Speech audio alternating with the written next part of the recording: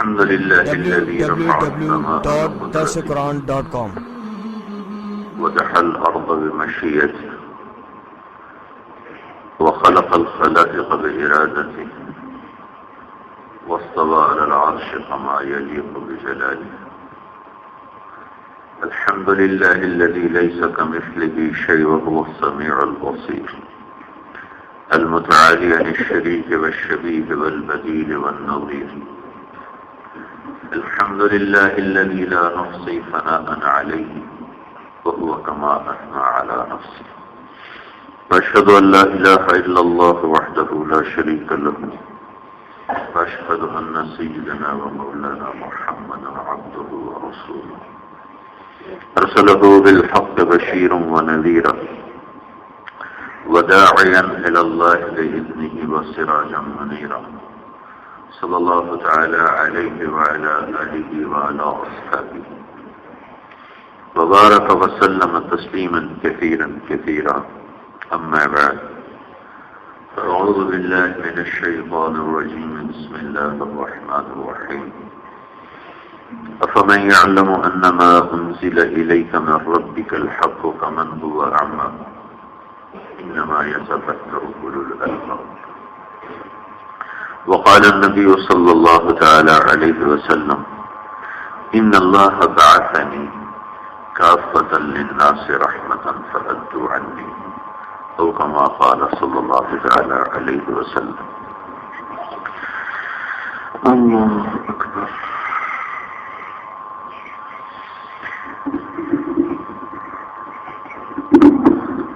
میں مسجد میں آ رہا تھا تو آواز آ رہی تھی، کوئی حمد پڑھ رہا ہوگا یا نعت پڑھ رہا ہوگا.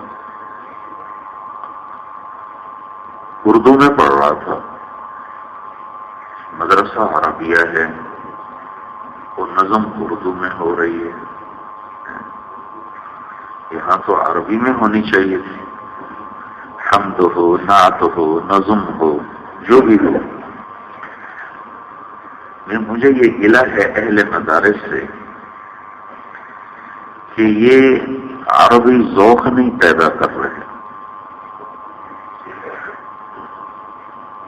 دنیا اسباب کی دنیا ہے. قرآن کی فہم کے لیے، حدیث پاک کی فہم کے لیے اسباب مادیہ بھی ضروری ہیں اور معنویہ روحانیہ بھی ضروری ہیں. معنویہ روحانیہ تو تقوی ہے. ایک شخص نے پوچھا: یا رسول اللہ، اريد ان اكون اعلم الناس، اريد ان اكون اعلم الناس. تو آپ نے فرمایا: اتق اللہ تکن اعلم الناس. تقوی اختیار کرو، سب سے بڑے عالم بن جاؤ.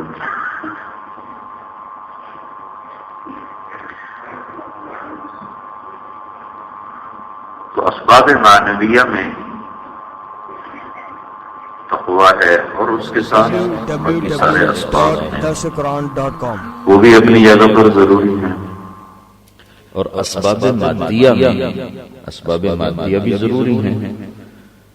زندگی کی بقا کے لیے جسم کو روٹی کھلانا بھی ضروری ہے کہ جسم کی بقا روٹی کے ساتھ ہے، پانی کے ساتھ ہے.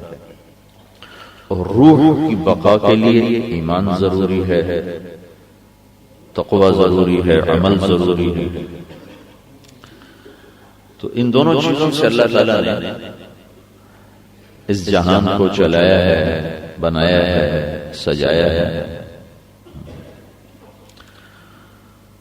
تو عرب تو اپنی فطرت سے ان پر وہ اہل زبان تھے، پھر بھی سیکھتے تھے. امام شافعی قریشی ہیں، مطلبی ہیں، بنو مطلب سے. تو بنو مطلب اور بنو ہاشم یہ اہل البیت کہلاتے ہیں.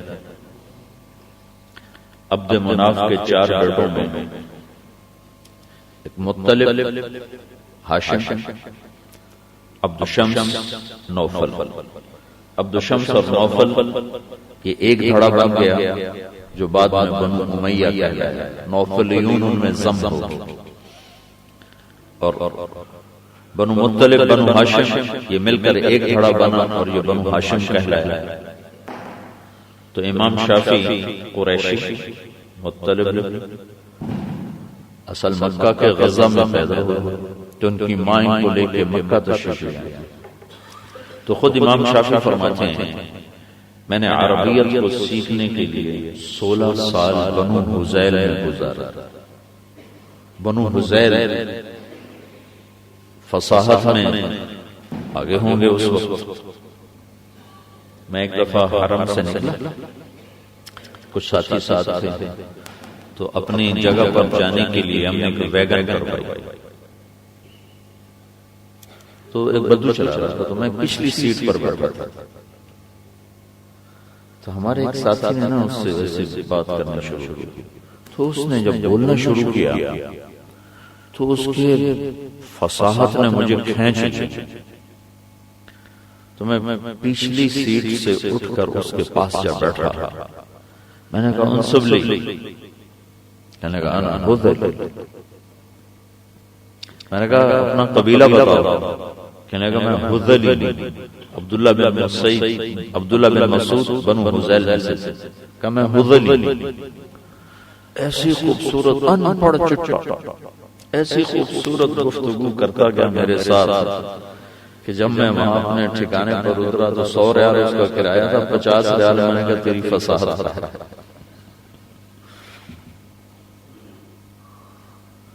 تو امام شافعی فرماتے ہیں کہ میں نے 16 برس حذیل میں گزارے عربی سیکھنے کے لیے. ان پر تو ان کی فطرت، وہ تو اپنی فطرت پر تھے تو ان کو تو سمجھ میں آتا تھا. ہماری تو فطرت عربی نہیں ہے.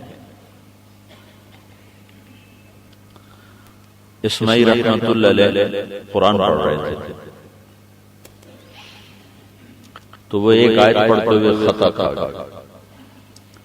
السارق والسارقۃ فاقطعوا ایدیہما جزاء بما کسبا نکالا من اللہ واللہ غفور رحیم پڑھ دیا. یہاں ہے عزیز حکیم، انہوں نے پڑھا غفور رحیم. تو ایک دیہاتی ان پڑھ پاس بیٹھا تھا تو اس نے ایسے کان پھڑے کہنے لگے یا کلام من ہا. او بھائی کس کا کلام پڑھ رہے ہو؟ تو اسماعیل جیسا علیم شخص عربیت کا، امام عربیت کا، کہنے لگے کلام اللہ پڑھ رہا ہوں، قرآن پڑھ رہا ہوں، کلام اللہ پڑھ رہا ہوں. ھذا کلام اللہ. تو اس بدو نے کہا ما ھذا بکلام اللہ، یہ اللہ کا کلام تم نہیں پڑھ رہے. تو اسماعیل نے دہرایا تو السارق والسارقۃ فاقطعوا ایدیہما جزاء بما کسبا نکالا من اللہ واللہ عزیز حکیم. کہنے لگا اما ھذا فنعم، ہاں یہ ہے کلام اللہ، یہ ہے کلام اللہ. تو اسماعیل کہنے لگے تم عالم ہو؟ کہا نہیں میں ان پڑھ، میرا علم سے کیا واسطہ. تو کہا تو تمہیں پتہ کیسے چلا کہ عزیز حکیم ہے غفور الرحیم نہیں؟ وہ کہنے لگا پیچھے دیکھو کیا کہہ رہا ہے کہ ہاتھ کاٹ دو. ہاتھ کاٹنے کے بعد جڑتا ہے غفور الرحیم. ہاتھ کاٹنے کا حکم دے تو اس کے بعد غفور الرحیم جڑتا ہے. ہاتھ کاٹنے کے امر کے بعد عزیز حکیم ہی جڑتا ہے. تو اس کے الفاظ یہ تھے لو غفر ورحم لم یامر بالقطع. اگر یہاں غفور الرحیم آتا تو پیچھے ہاتھ کاٹنے کا حکم نہ آتا. عز فحکم فامر بالقطع. عزیز ہے، حکیم ہے تو کاٹنے کا حکم دے رہا ہے تو اس کی عزت اور حکمت کے بالکل مطابق اور موافق ہے. تو ان کو تو عربیت کے سیکھنے کی ضرورت نہیں تھی کہ اللہ نے ان کی فطرت بنا دی. ایک بدو نے جب یہ آیت سنی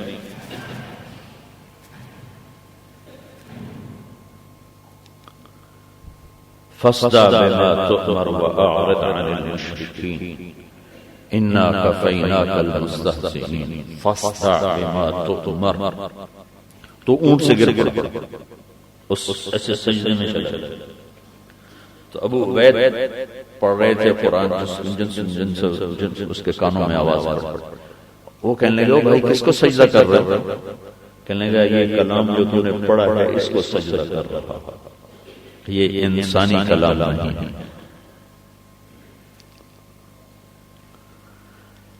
فَلَمَّا اسْتَيْأَسُوا مِنْهُ خَلَصُوا نَجِيًّا، جب مایوس ہوئے تو مشورہ کرنے لگے، تو ہمارے لیے تو اس میں کوئی حسن نظر نہیں آ رہا، جب مایوس ہوئے تو مشورہ کرنے لگے، ترجمہ تو یہ۔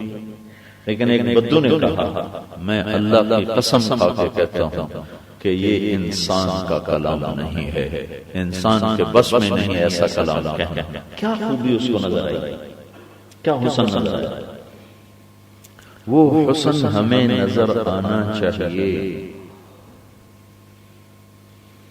ہم تو قرآن کا ترجمہ پڑھا دیتے ہیں، بس قرآن سے مناسبت بھی کوئی نہیں، فقہ سے مناسبت ہے بس،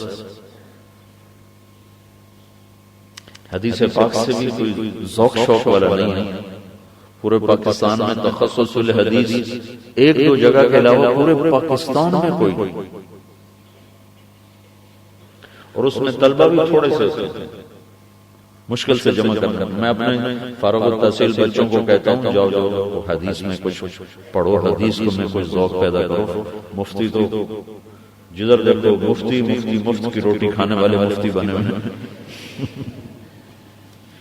چھوٹے چھوٹے بچوں کے ساتھ مفتی مفتی، یہ میں نے اس کا بھی پڑھا، مفتی عدنان کاکا خیر، مگر یہ بھی مفتی بنا پڑا۔ اب بتاؤ،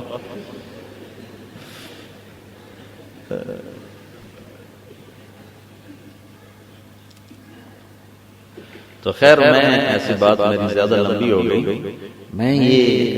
میں یہ چاہتا ہوں کہ آپ میں عربی ذوق ہو،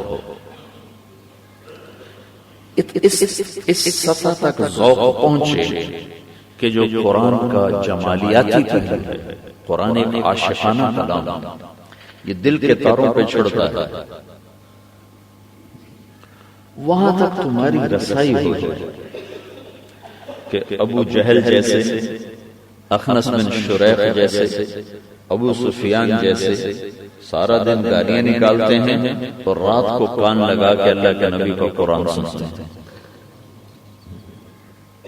اور عمر جیسے قتل کے منصوبے بنانے والے چھپ چھپ کے قرآن سنتے ہیں۔ پہلی دفعہ کہاں حضرت عمر کو چوٹ لگی کہ اللہ کے رسول پڑھ رہے تھے نفلوں میں، تو عمر رضی اللہ تعالیٰ عنہ پردے کے پیچھے چھپ کے کھڑے ہوئے تھے، پردے کے پیچھے، بیت اللہ کے پردے کے پیچھے چھپ، اور اللہ کے نبی پڑھ رہے تھے الحاقہ ما الحاقہ وما ادراک ما الحاقہ كذبت ثمود وعاد بالقارعة فأما ثمود فأهلكوا بالطاغية وأما عاد فأهلكوا بريح صرصر عاتية سخرها عليهم 7 ليال و8 أيام حسوما فترى القوم فيها صرعى كأنهم أعجاز نخل خاوية فهل ترى لهم من باقية وجاء فرعون ومن قبله والمؤتفكات بالخاطئة فعصوا رسول ربهم فأخذهم أخذة رابية إنا لما طغى الماء حملناكم في الجارية لنجعلها لكم تذكرة وتعيها أذن واعية فإذا نفخ في الصور نفخة واحدة وحملت الأرض والجبال فدكتا دكة واحدة فيومئذ وقعت الواقعة۔ حضرت عمر ایسے ہل رہے کلام کے دل دماغ پہ پڑھ رہا، طاقت ہی ایسی ہے کلام، اور ابتدا کیسے الحاقہ، سائرن کا بھی خطرے کا ایک سائرن بجتا ہے، یہ آیت سائرن بجا رہی ہے، الحاقہ، یہ سائرن ہے، سائرن سب توجہ ہو جاؤ، کچھ ہو گیا، کچھ ہو گیا، کیا ہوا؟ مل، وہ کہتے کیا ہوا؟ تو جواب ہے مل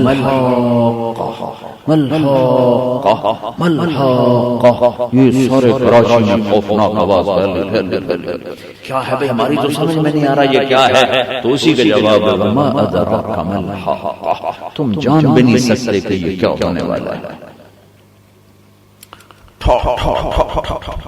تو عمر رضی اللہ عنہ کے منہ سے نکلا ما اشعر. دور کھڑے آپ کھڑے ہوتے تھے کہ بیت اللہ بھی سامنے ہو اور بیت المقدس بھی سامنے ہو، تو یہ جدھر حجر اسود ہے اس کی طرف. تو عمر رضی اللہ عنہ کے منہ سے نکلا فصل ہے. تو عمر رضی اللہ عنہ کہتے ہیں ما اشعر، کتنا بڑا شاعر، کیا کلام کہہ رہا ہے. تو جب حضرت عمر نے کہا ما اشعرہ، کتنا بڑا شاعر ہے، تو عین اس وقت اللہ کے نبی نے یہ آیت پڑھی فلا اقسم بما تبصرون وما لا تبصرون انه لقول رسول کریم وما هو بقول شاعر قلیلا ما تؤمنون. قسم ہے دیکھے اندیکھے کی، یہ شاعر کا قول نہیں ہے، یہ رسول کریم کا قول ہے.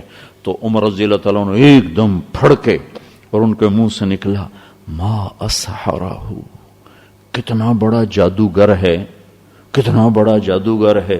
اتنی دور سے میری سرگوشی کو سن لیا. تو آپ نے اگلی آیت پڑھی ولا بقول کاہن قلیلا ما تذکرون، جادوگر بھی نہیں اور شاعر بھی نہیں، تمہارے پلے ککھ نہیں پڑ رہا. پہلا تیر یہاں لگا تھا.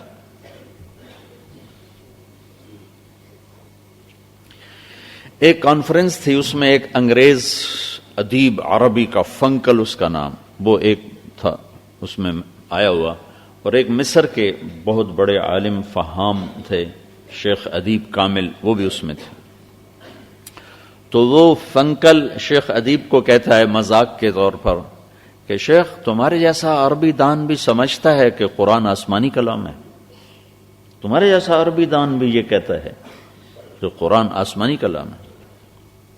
تو انہوں نے فرمایا ہم یہیں فیصلہ کر لیتے ہیں، میں تمہیں قرآن کا ایک مفہوم دیتا ہوں، اس پر تم 10 جملے لکھو اور 10 جملے میں لکھتا ہوں، پھر اس کے بعد تمہیں میں قرآن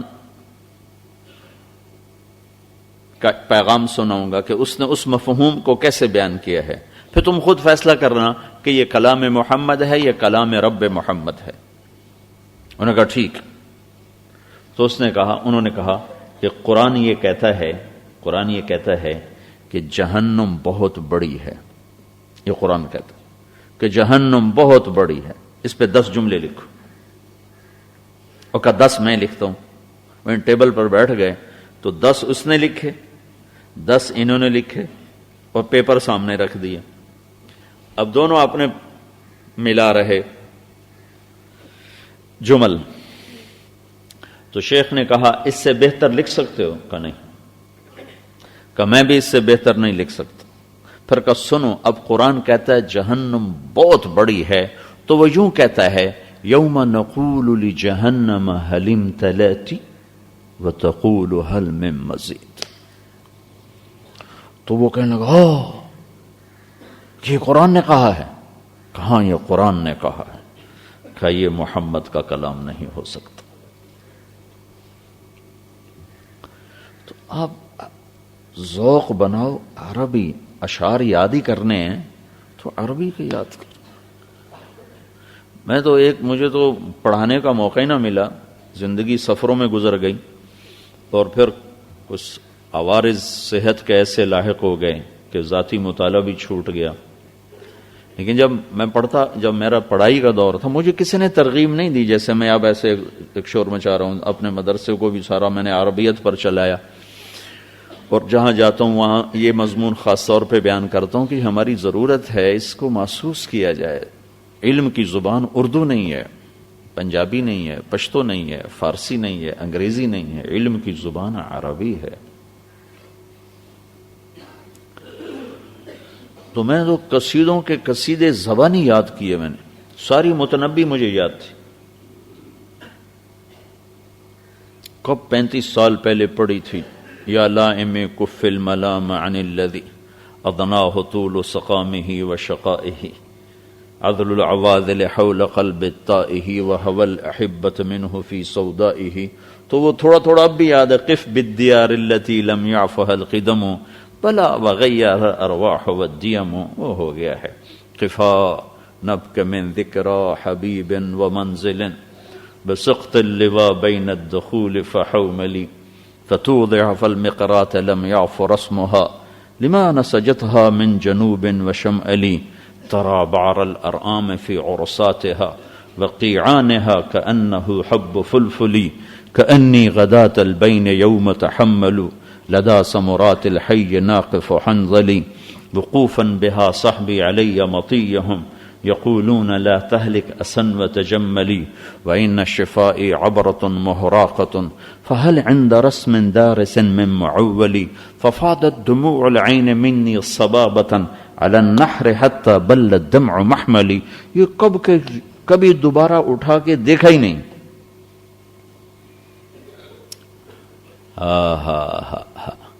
القلب عالم یا عذول بدائه وأحق منك بجفنه وبمائه فمن أحب لأعصينك في الهوى قسما به وبحسنه وبهائه كهبقي الأمير هوى العيون فإنه ما لا يزول ببأسه وسخائه يستأثر البطل الكمي بنظرة ويحول بين فؤاده وعزائه. یہ ایسے بیچ بیچ میں سے کچھ یاد اب تو بھول گئے. بعد ہوا کا صبرت ام لم تصبر وبكاك ان لم يجر دمعك او جرى كم غر صبرك وابتسامك صاحبا لما راى وفي الحشا ما لا يرى امر الفؤاد لسانه وجفونه فكتمنه وكفى بجسمك مخبرا. یہ اس وقت کے یاد کیے ہوئے طالب علم کے ہدایت النحو یہ قافیہ کے ساتھ متنبی ہمیں پڑھائی گئی تھی. تو اس کا فائدہ ہے. قرآن ایک حسین ترین کلام ہے اور ہمارے دلوں پہ اثر ہی کوئی نہیں ہوتا. نہ آنسو بہتا ہے, نہ رونگٹے کھڑے ہوتے ہیں, نہ دل ہلتا ہے, نہ وجود لرزتا ہے. اس لیے کہ اس سطح ہمارے اور وہ ریڈیو اسٹیشن ہوتا ہے نا, تو وہ پیچھے سے تو آ رہی ہوتی ہے ٹرانسمیشن, لیکن جب ہم اس پر اپنے بٹن کو لے جاتے ہیں تو تب جا کے وہ اس کی بات ہم تک پہنچنا شروع ہوتی ہے. اب قرآن ایک سطح پہ بول رہا ہے, میں دوسری سطح پہ کھڑا ہوں, تو میرا اس کا وہ آپس میں مطابقت ہی نہیں ہوتی. ہماری عربی تو وہ پٹھان جیسی ہے, وہ عدنان کا خیال ناراض نہ ہو جائے. وہ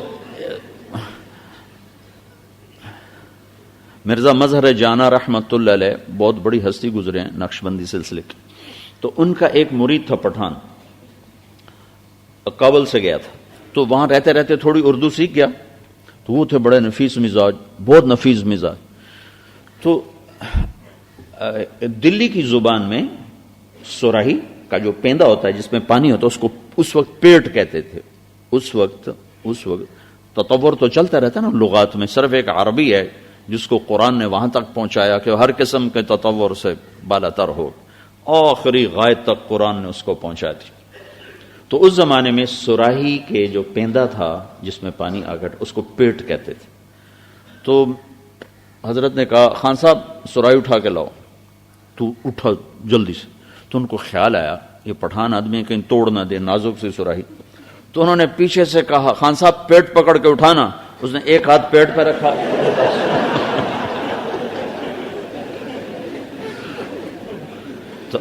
آج جتنے ہمارے مدارس کے طلبہ ہیں وہ پٹھان کی اردو والے ہیں. بس ضرب زید ضرب زید, بس اکل زید جاء زید. یعنی میں حیران ہوں, ہدایت النحو کیسی عجمیت سے بھری ہوئی کتاب ہے کہ جاءنی دلون, کوئی ہے عقل میں نہیں بابا, مثال دے رہے ہیں جاءنی دلون. سبحان اللہ, اللہ بے ذوقی کی انتہا ہے. جاءنی بال بکہ, بال بکہ بھی آتا ہے, کمال ہو کے وہ اس کو پڑھ رہے ہیں تو عربیت کا ذوق خاک پیدا ہوگا.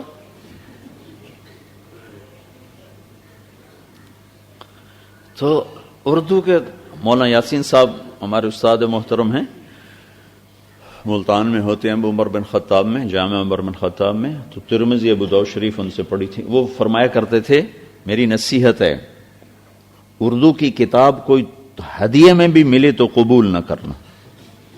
اردو کی کتاب مفت بھی ملے تو قبول نہ کرنا، ورنہ عربی ذوق ختم ہو جائے گا.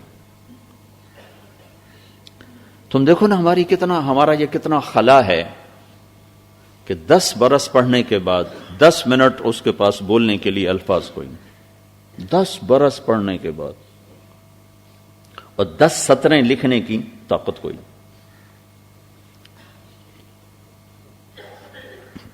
تو میں کوئی خطیب نہیں بنانا چاہتا ہوں، خطیب یا شاعر یا ادیب نہیں. ایسا ذوق دیکھنا چاہتا ہوں جس سے ہم قرآن کا ذائقہ چکھ سکیں، قرآن سے آشنا ہو سکیں. اس کے حسن، ہماری مثال اس اندھے کی ہے جو چمن میں بیٹھا ہوا ہے، خوشبو سونگھ رہا ہے، دیکھنے سے محروم ہے کہ کلی کیسے کھلتی ہے، گلاب کیسے اپنا رنگ دکھاتا ہے، اور خوشے کیسے پکتے ہیں، اور جھرنے کیسے بہتے ہیں، اور بلبل کیسے آتی ہے. یہ دیکھنے سے وہ محروم ہے، ان نظاروں کے دیکھنے سے وہ محروم ہے. تو اس کی میرے عزیزوں کوشش کرو، اللہ سے مانگو اور محنت کرو کہ اللہ تعالی ہمارا یہ ذوق بنا. حضرت ام عائشہ رضی اللہ تعالی عنہا کو 30,000 اشعاریات، 30,000 اشعاریات. لغت کی پہچان کے بغیر اردو ترجمے تو لکھے گئے تھے عوام کے لیے، تمہارے لیے تو نہیں لکھے گئے تھے. کبھی جو لوگ عربی نہیں جانتے وہ اردو ترجمے پڑھ کے استفادہ کرتے، تمہارے لیے تو یہ نہیں تھے. براہ راست قرآن ہے تمہارے لیے. استفادے کی شکلیں ایسی بناؤ کہ قرآن کھولو تو قرآن تم سے بات کرے، تو مجھ سے بات کرو. ایک حدیث میں آتا ہے اللہ تعالیٰ جنت میں ایک محفل لگائے گا، ایک محفل. اس محفل میں صرف علماء اکٹھے ہوں گے، غیر عالم کوئی نہیں ہوگا، اور وہ آپس میں علوم قرآن پر بحث کریں گے. اور قرآن تو اللہ کا کلام ہے نا، تو جیسے اللہ کا علم لامحدود ہے تو قرآن بھی لامحدود چیز ہے، کوئی کسی حد میں تو آ نہیں سکتا، ابتدا انتہا میں تو آ نہیں سکتا. تو وہاں اللہ تعالیٰ ان پر علوم کا فیضان فرمائے گا، ایک ایک لفظ پر ان پر علوم جو اللہ کھولے گا، تو اس میں ان کو ایسی حلاوت، ایسی مٹھاس آئے گی، ایسا مزہ آئے گا کہ ان علماء کو جنت بھی بھول جائے گی، جنت کی نعمتیں بھی بھول جائیں گی، اور وہ قرآن کی حلاوت میں گم بیٹھے رہیں گے. تو وہ تو خیر جنت میں ہوگا، اللہ ہم سب کو نصیب فرمائے. لیکن اتنا تو ہو، آپ سب جوان ہو، ہماری تو ڈھلوان ہے، تو ہماری اٹھان ہے، تو اپنے آپ کو تھکاؤ، کھپاؤ. کوئی ناممکن چیز نہیں کہہ رہا ہوں، اہل مدارس سے ممکنات کو کہہ رہا ہوں.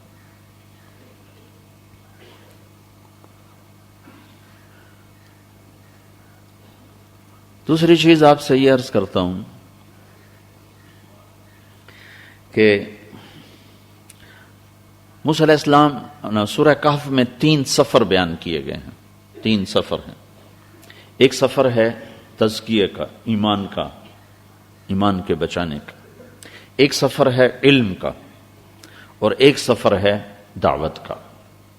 3 سفر بیان کیے، اور تینوں کی غایت اشارہ ملتا ہے، اشارہ. اصحاب کہف ایمان بچانے نکلے نا، اپنے تزکیہ کے لیے، اپنے ایمان بچانے نکلے، تو ان کا سفر فَأْوُوا إِلَى الْكَهْفِ يَنْشُرْ لَكُمْ رَبُّكُمْ مِنْ رَحْمَتِهِ وَيُهَيِّئْ لَكُمْ مِنْ أَمْرِكُمْ مِرْفَقًا. ان کا سفر غار پہ جا کے ختم ہو گیا. موسیٰ علیہ السلام علم کے لیے نکلے تو کہنے لگے حتی ابلغ مجمع البحرین لا ابرح حتی ابلغ مجمع البحرین او امضی حقبا، تو ان کے سفر کی غایت مجمع البحرین ہے۔ دیکھو کسی دین کے کسی سفر کی کوئی غایت نہیں، لامحدود ہے، لامحدود ہے۔ وہ ایمان کا سفر ہو، وہ تزکیے کا سفر ہو، وہ علم کا سفر ہو، وہ دعوت کا سفر ہو، کسی کی بھی کوئی غایت نہیں، یہ لامحدود چیز ہے۔ ایک سبحان اللہ جو زمین آسمان کے خلا کو اجر سے بھر دیتا ہے، تو آگے کیسے اس کو بیان کیا جائے، کیسے کھولا جائے؟ وَسُبْحَانَ اللَّهِ وَالْحَمْدُ لِلَّهِ تَمْلَآنِ مَا بَيْنَ السَّمَاءِ وَالْأَرْضِ۔ تو اس کی غایت کسی کی بھی کوئی غایت نہیں، تعبیرات کے ذریعے سے افضل مفضول بتایا جا رہا ہے، وسعت ہر ایک کی الگ الگ ہے وہ بتائی جا رہی ہے۔ تو اصحاب کہف کا سفر ختم ہوا غار پر، موسیٰ علیہ السلام کا سفر ختم ہوا مجمع البحرین پر، اور دعوت کا ذوالقرنین کا سفر ختم ہوا مغرب الشمس، مطلع الشمس اور صدین تک، حتی اذا بلغ مغرب الشمس وجد عندها قوما۔ یہ ذوالقرنین کیوں گیا تھا؟ تو قرآن فتوحات کے لیے گیا تھا، تو فتوحات کا ذکر کرنے کی اللہ کو کیا ضرورت؟ چنگیز خان ذوالقرنین سے بھی بڑا فاتح گزرا ہے۔ فتوحات کے پیچھے ایک آیت، یہ چند جملے بتا رہے ہیں کہ ذوالقرنین کے نکلنے کا سبب کیا تھا، کیا سبب؟ وہ ملک فتح کرنے نکلا تھا، کیا کرنے نکلا تھا؟ قلنا یا ذا القرنین اما ان تعذب و اما ان تتخذ فیہم حسنا۔ تو ذوالقرنین نے کیا کہا؟ اما من ظلم فسوف نعذبه ثم يرد الى ربه فيعذبه عذابا نكرا واما من آمن وعمل صالحا فله جزاء الحسنى وسنقول له من امرنا يسرا۔ ذوالقرنین کے سفر کا مدعا اور منتہا اور ذوالقرنین کے سفر کا کی غایت اور مقصد وہی آیت بتا رہی ہے کہ وہ ایمان کی دعوت لے کے نکلا۔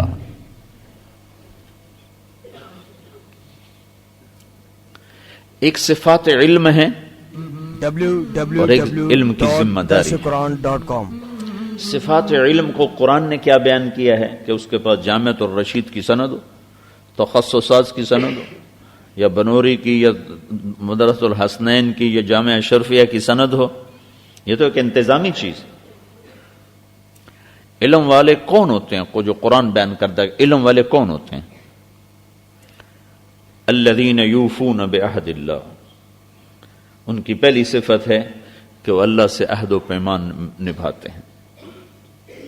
ولا ينقضون المیثاق، لوگوں سے کیے ہوئے وعدوں سے بھی نہیں مکرتے۔ والذین یصلون ما امر اللہ بہ ان یوصل، وہ صلہ رحمی کرتے ہیں۔ ویخشون ربہم، اللہ سے حیا کرتے ہیں۔ ویخافون سوء الحساب، اور آخرت کے خوفناک حساب سے ڈرتے ہیں۔ والذین صبروا ابتغاء وجہ ربہم، جو صبر کا دامن ہاتھ سے نہیں چھوڑتے۔ وَأَقَامُوا الصَّلَاةَ، اور نمازوں میں جی لگاتے ہیں، نماز پڑھتے ہیں۔ وَأَنفَقُوا مِمَّا رَزَقْنَاهُمْ سِرًّا وَعَلَانِيَةً، کھل کے بھی خرچ کرتے ہیں، چھپ کے بھی خرچ کرتے ہیں۔ بخل اور علم آپس میں اکٹھے ہو ہی نہیں سکتے، بخیل کو علم مل ہی نہیں سکتا۔ وَيَدْرَؤُونَ بِالْحَسَنَةِ السَّيِّئَةِ، آخری چیز کیا ہے کہ برائی کا جواب برائی سے نہیں دیتے۔ ہمارے خطیبوں نے ستیہ ناش کر دیا ہمارا، کہ برائی کا جواب برائی سے دیا، گالی کا جواب گالی سے دیا، حق و باطل کی تمیز ہی مٹ گئی۔ گالی کا جواب گالی ہے تو پھر حق باطل میں فرق کیا ہے؟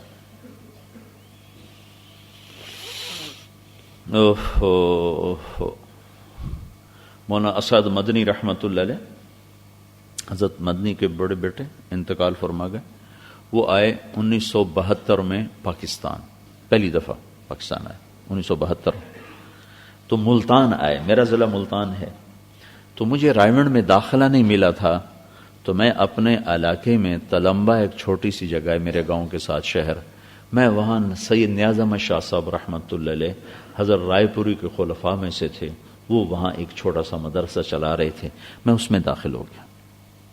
تو جب پتہ چلا کہ ملتان میں تشریف لائے ہیں مولانا اسد مدنی صاحب رحمت اللہ علیہ، تو مولانا ظفر احمد صاحب تھے ہمارے استاد اس وقت، وہ آج کل جامعہ خالد بن ولید ہے وہاڑی میں، وہاں اور شاہ صاحب، یہ سب ہم 11 طلبہ تھے ٹوٹل، تو ہمیں لے کر ملتان گئے، تو قاسم العلوم قدیم میں ان کا بیان تھا، تو یہ خطابت کا عروج ہے 72، سارے بڑے خطیب سامنے بیٹھے ہوئے تھے، بڑے بڑے خطیب نامور، کسی کے ساتھ خطیب پاکستان کا لقب ہے، کسی کے ساتھ خطیب العصر کا لقب ہے، کسی کے ساتھ خطیب زمان کا لقب ہے، کسی کے ساتھ طوطی زمان ہے، سارے القاب والے بڑے بڑے پہلی صف میں ایسے تھے، اور علماء بھی، مولانا درخواستی صاحب رحمۃ اللہ علیہ کو میں نے وہاں دیکھا، اور ایسے بڑے بڑے مفتی محمود صاحب رحمۃ اللہ علیہ، اور ایسے یہ سب حضرات بیٹھے ہوئے تھے۔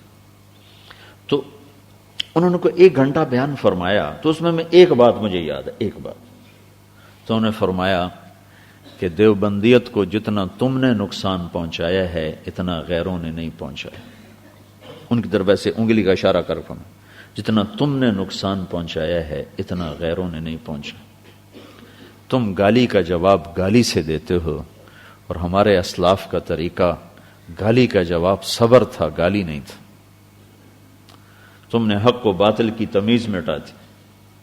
پھر ایک واقعہ سنایا کہ حضرت مدنی رحمۃ اللہ علیہ، والد صاحب رحمۃ اللہ علیہ ایک جگہ تشریف لے گئے، تو آپ کی عادت تھی مسجد میں نماز پڑھتے تھے، تو ان سے پوچھا بھئی ہمارے قریب مسجد کون سی ہے؟ تو انہوں نے کہا جی یہ جو یہاں 2 مسجدیں ہیں، ایک ہماری ہے، ایک وہ دوسرے بھائیوں کی ہے، تو وہ آپ کو کافر کہتے ہیں۔ تو حضرت فجر کی نماز میں سارے مریدین اپنی مسجد میں پہنچے ہوئے، تو حضرت غائب مسجد میں تھے ہی نہیں، اور سب یہ اس قیاس پر کہ بھئی وہ یہاں ہوں گے، سب وہاں پہنچے ہوئے تھے ہی نہیں۔ وہ تہجد میں جلدی اٹھتے تھے، نفل پڑھے اور سیدھے وہ دوسری مسجد میں چلے گئے، وہاں جا کے نماز پڑھی، نماز کے بعد امام صاحب سے ملے، السلام جی میرا نام حسین احمد ہے، میں دیوبند سے آیا ہوں، مجھے پتہ چلا کہ آپ کو میرے بارے میں کچھ اشکال ہے، تو میں نے کہا میں خود ہی حاضر ہو کے صفائی پیش کر دوں۔ تو وہ مولوی صاحب ٹپ ٹپ رونے لگے اور ان کا ہاتھ پکڑ لیا اور چوما، کہا تم حق پہ ہو، ہم غلط ہیں۔ کہا ہمارے بزرگ تو یہ کرتے تھے، اب تم گالیوں کے جواب میں گالیاں دینا شروع کر دیتے۔ چپ رہنا تو کھا جاتا ہے۔ امام ابو حنیفہ کو بھرے درس میں خارجی نے آ کر کہا تیری ماں سے شادی کرنا چاہتا ہوں، 80 سال کی بوڑھی عورت، تیری ماں سے شادی کرنا چاہتا ہوں۔ تو امام صاحب نے فرمایا میری ماں عاقلہ بالغہ ہے، میں جا کے پوچھ لیتا ہوں، اگر وہ تیار ہو گئی تو میں تمہارے ساتھ شادی کر دوں گا۔ تو وہ بڑے زور سے ہنسا، سارے شاگردوں کا چہرہ لال پیلا کہ اس کو مار دیں ہم، ایسے اشارہ کیا۔ تو وہ ایسے ٹھٹھا اڑاتا ہوا مسجد سے باہر نکلا، سیڑھیوں پہ جو پاؤں پھسلا تو گرا، تو گردن ٹوٹی، وہیں مر گیا۔ تو امام صاحب نے فرمایا ابو حنیفہ کے صبر نے اس کو لے لیا۔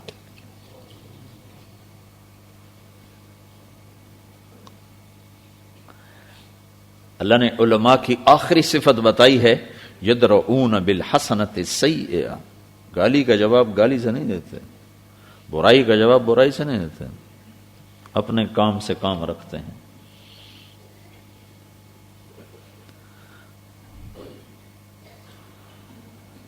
اعتراض کا جواب ہوتا ہی نہیں، سوال کا جواب ہوتا ہے۔ معترض جواب لینے کے لیے بات ہی نہیں کرتا، وہ تو الجھانے کے لیے بات کرتا۔ تبلیغ کا کام کیسے ہر طرف پھیلتا چلا گیا، کوئی رد نہیں، کتنی کتابیں لکھی گئی اس کے خلاف، کوئی جواب نہیں، کتنی گالیاں دیتے ہیں، کوئی جواب نہیں، کتنا برا بھلا کہتے ہیں، کوئی جواب نہیں، خاموشی کے ساتھ اپنے کام میں لگے گئے۔ 6 بر اعظم میں اللہ نے دعوت کو پھیلاتی۔ پہچان ہے۔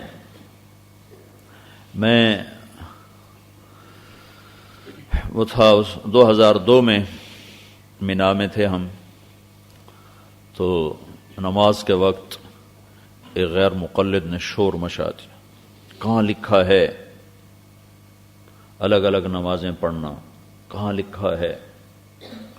اور وہاں جو رہنے والے ہیں سعودیہ میں وہ بھی پھر چونکہ وہاں کی فضا میں کچھ آزادی ایسے ہماری طرح کی احتیاط نہیں ہے، آزادی ہے، تو ایک بہت بڑا مجمع اس کے ساتھ ہو گیا. کہا یہ تو ٹھیک کہتا ہے، کہاں لکھا ہے؟ اللہ کے نبی نے الگ کہاں پڑھی؟ آپ لوگ ہمیں الگ پڑھاتے ہو. تو وہ ایسی اس نے فضا بنائی. تو میں نے کہا بھائی کٹھی پڑھو کٹھی پڑھو، والفتنة اشد من القتل. تو امام ابو یوسف کا ایک قول ہے بھی صحیح. تو ہم نے زور اثر کٹھی پڑھ لی. تو وہ ایک دم سارے ٹھنڈے پڑ گئے. پھر اس کے بعد میں نے 2 گھنٹے بات کی. اختلاف جو صحابہ میں ہے، تابعین میں ہے، تبع تابعین میں ہے، اور آگے سلف صالحین میں ہے، ہر ایک کے پاس دلیل ہے. کوئی بھی عمل بے دلیل کے نہیں ہے. تو یہ افراط و تفریط اور یہ آزادی یا یہ تعصب یہ ہلاکت کا راستہ ہے. مجھے اب یاد نہیں میں نے کیا بات کی، لیکن 2 گھنٹے مسلسل میں نے بات کی.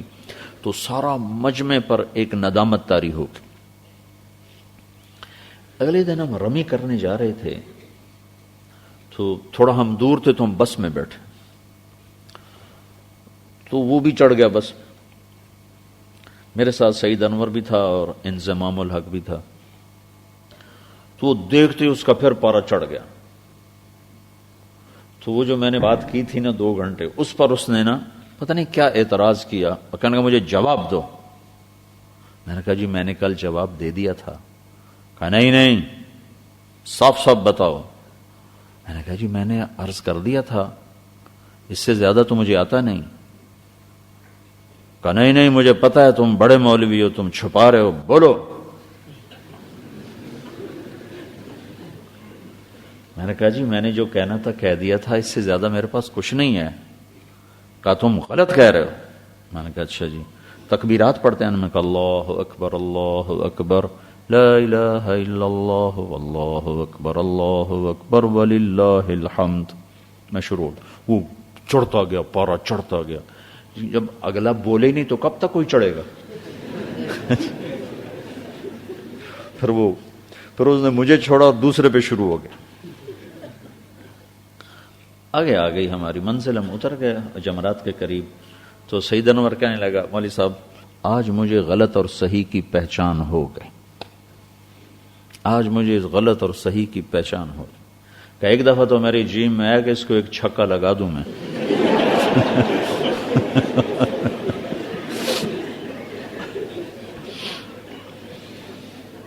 لیکن میں نے دیکھا کہ جس کی بےزتی ہو رہی وہ چپ کر کے بیٹھا ہوا ہے، تو میں کہوں بیچ میں دخل دوں. لیکن مجھے آج پتا چل گیا کہ صحیح کیا ہے غلط کیا ہے. معترض کو جواب نہیں دیا جاتا، چھپ رہا جاتا ہے. تو وہ ایسا فتنہ دبا کہ سب کے سب ٹھنڈے پڑ گئے اور وہ بھی بالکل ٹھنڈا پڑ گیا. اور ایک قیمتی آدمی ہمارے ہاتھ آ گیا جو کتنے لوگوں کی ہدایت کا ذریعہ بن رہا ہے. جہاں جاتا اس کے لیے اللہ تعالیٰ مجمع کھڑے کر دیتا ہے.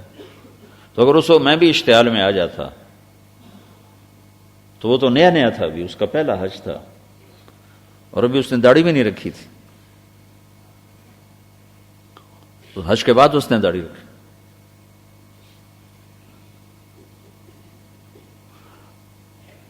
تو ایک کتنا اہم آدمی ہم اپنے ہاتھوں سے کھو دیتے.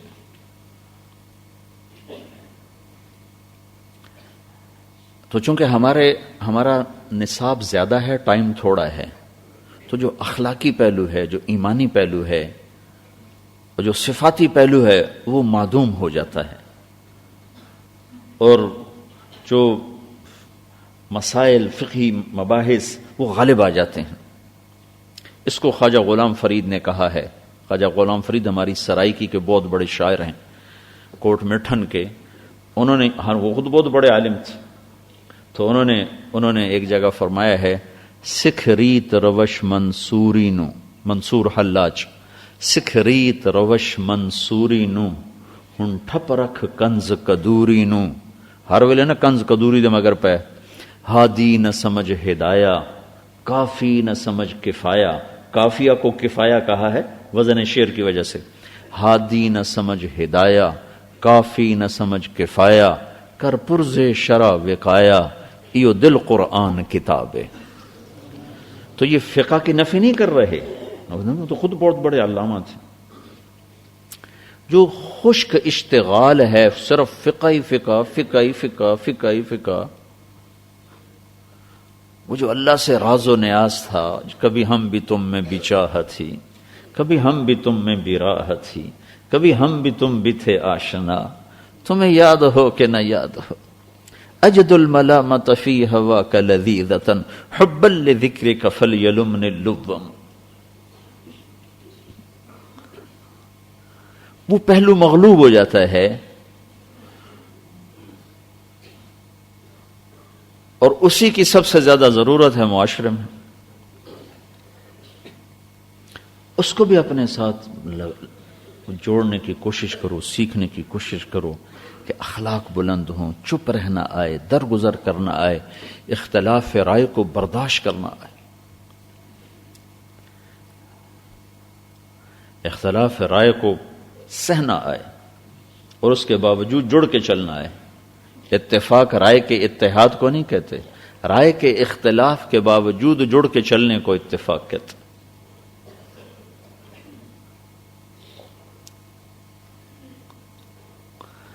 اور تیسری چیز آپ سے کہتا ہوں کہ دنیا میں جو فضا بنتی ہے، فضا وہ میرے عزیزو دعوت سے بنتی، عمومی جو فضا بنتی ہے وہ دعوت سے بنتی، مدرسے سے نہیں بنتی، خانقاہ سے نہیں بنتی۔ میں تینوں نسبتوں والا ہوں، میں نفی نہیں کر رہا ہوں، اللہ نے مجھے تینوں نسبتیں دی ہوئی ہیں، تو میری بات کو کوئی نفی میں نہ لیا جائے، جو ایک حقیقت ہے اس کی طرف تمہیں متوجہ کرنا چاہتا ہوں کہ جو فضا بنتی ہے، فضا وہ دعوت سے بنتی۔ سعید انور جیسوں کو مدرسے والے نہیں پکڑ سکتے تھے، خانقاہ والے نہیں پکڑ سکتے تھے، کیوں کہ مدرسہ طالب کے لیے ہے، خانقاہ طالب کے لیے ہے اور تبلیغ غیر طالب کے لیے۔ میرے والد صاحب سیاسی آدمی تھے، بڑے زمیندار تھے، لیکن تھے دیندار، مطلب ایک رواجی دینداری تھی۔ اور پہلے میرے بچپن میں پرویزی تھے، بڑے ادیب خطیب شاعر آدمی تھے، تو وہ ذاتی مطالعہ کرتے کرتے پرویزی ہو گئے۔ پھر حضرت لاہوری رحمت اللہ علیہ کا کسی نے تعارف کروایا، کوئی لے گیا یا خود پہنچے، وہ میرے ادراک سے باہر ہے، تو ان کی صحبت میں کوئی آدھا گھنٹہ بیٹھے تو ساری پرویزیت سے توبہ کر گئے۔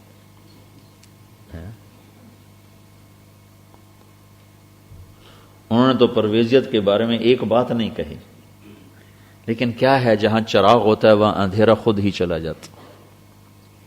اللہ نے ہمیں ایسے لوگ دیے تھے جو بولے بغیر بھی اپنا کام کر جاتے تھے۔ تو پھر وہ مولانا عبید اللہ انور صاحب رحمۃ اللہ علیہ سے بیعت ہوئے۔ اب میں لاہور پڑھتا تھا، تو میرے والد صاحب آتے تو پہلے ہوٹل میں ٹھہرتے تھے مجھے ملنے کے لیے، پھر انہوں نے دیکھا میرے چال چلن خراب ہو گئے تو وہ شیراں والا مسجد میں ٹھہرتے تھے، ساتھ حضرت لاہوری رحمۃ اللہ علیہ کا حجرہ تھا، تو مولانا عبید اللہ انور صاحب رحمۃ اللہ علیہ والد صاحب کی بڑی قدر کرتے تھے ان کی وجاہت کی وجہ سے، تو ان کو اس حجرے میں ٹھہراتے تھے۔ اور والد صاحب کے حجرے میں ٹھہرنے کا موضوع تھا کہ اس کو بھی ادھر بلاؤں گا تو کوئی یہ انسان بن جائے، تو مجھے ملنے کے لیے وہاں جانا پڑتا۔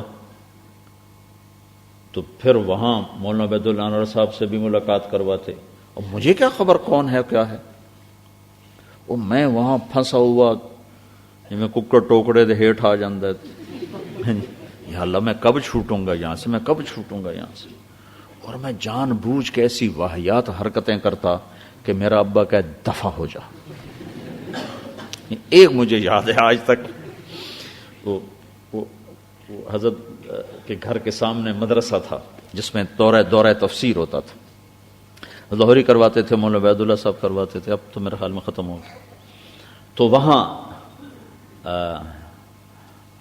کچھ اور لوگ بھی تھے، والد صاحب بھی تھے، تو حضرت مولانا عبید اللہ صاحب رحمۃ اللہ علیہ کو پتہ چلا تو انہوں نے اندر بلوا لیا. میں نے پتلون پہنی ہوئی تھی تو سارے حضرات جا کر ان کے سامنے ایسے بیٹھ گئے ادب کے ساتھ.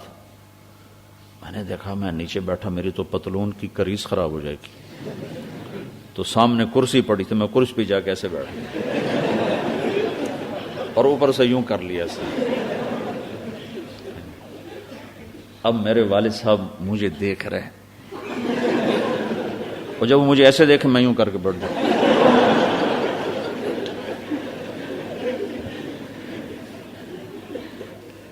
میں تو پہلے ہی چاہتا تھا کہ مجھے کہیں دفع ہو جا, میں تو پہلے ہی چاہتا تھا. مجھے پتہ نہیں یہ کون ہے. تو میرے جیسے آدمی کے لیے نہ خانقاہ میں کوئی استفادے کی شکل ہے, نہ جامعۃ الرشید میں کوئی استفادے کی شکل, اور ایسوں سے سارا ملک بھرا پڑا ہے. ان کے لیے صرف تبلیغ استفادے کے, نہیں مان رہے پھر بھی پیچھے پڑ رہے. ایک جگہ میں گشت کر رہا تھا تو ایک آدمی سے عمومی گشت میں متکلم تھا. میں نے کہا بھائی ہماری بات تو سن. کہا میں نہیں سننی. میں نے کہا بھائی سن لے, تیری بڑی مہربانی. چلو چلو میں نہیں سننی. میں نے کہا بھائی تیرے ہاتھ جوڑتا ہوں سن لے. انہوں نے کہا میں بھی ہاتھ جوڑے نا, میں نے نہ سنا.